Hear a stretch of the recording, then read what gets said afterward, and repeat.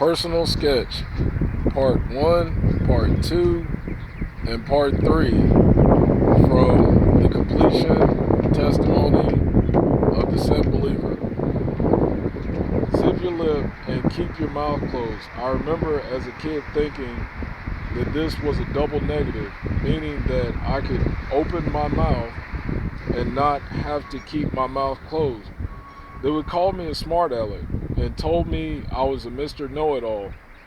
But the truth of the matter was that I was exceptionally book smart, that's all.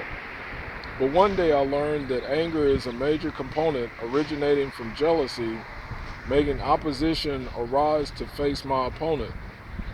But the real truth of the matter was that I wanted to honor my parents. I wanted them to be happy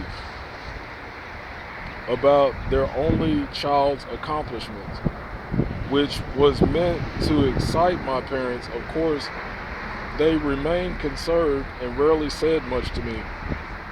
Every day had to be a new experience and chance to learn something new,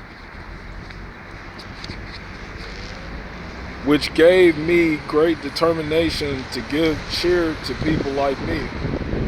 By the time I was 18, I had to learn things on my own, as I would face rejection from those who I loved the most, making for dissension within my home. But eventually, when both parents went on to heaven, I learned to take care of myself and needs, so that each and every day would be like a day in heaven. I did not boast of myself, and I can't claim that I know it all. Now I look no longer to my parents, but to God who knows it all. God knows me better than I know myself. I've been discussing certain things with God that are very important, you see. Standing up for what I believe in, so that I may see what really lies within me. Believing is an intern, listening is a student, and I'm watching the things God does for the one day that not only I, but those that are most dear to me will see the drastic change in my life and my steady improvement. Part 2. So where do I go? Where do I go from here?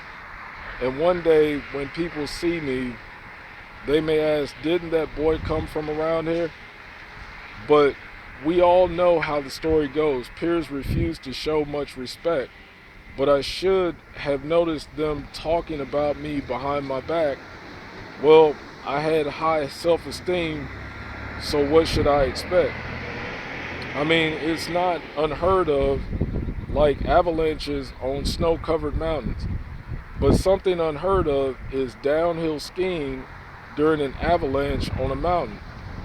Do you see it clearly? Maybe what I have to say next will help you out. If your parent is respectable by all authority and tells you some vital information that you need to know, don't pick apart what they say and wallow in doubt. Learn to see with a spiritual eye called your conscience, which seldom does lie. So wake up. God is not a babysitter watching. So let me get this straight. All of heaven is watching.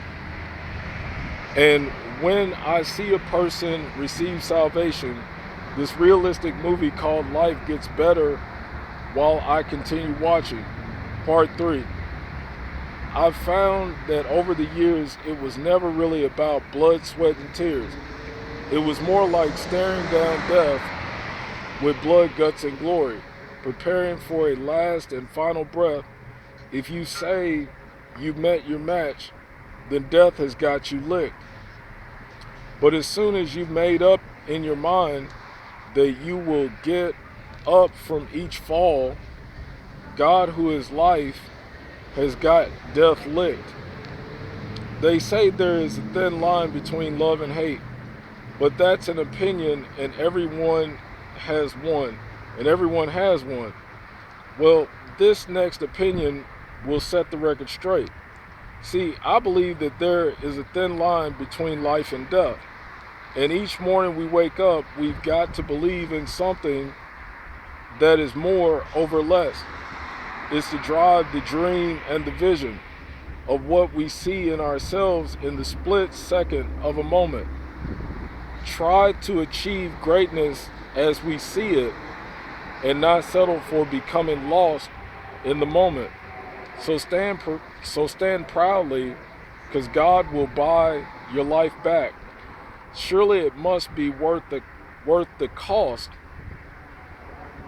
and I'll be watching and waiting on him to buy the next batch.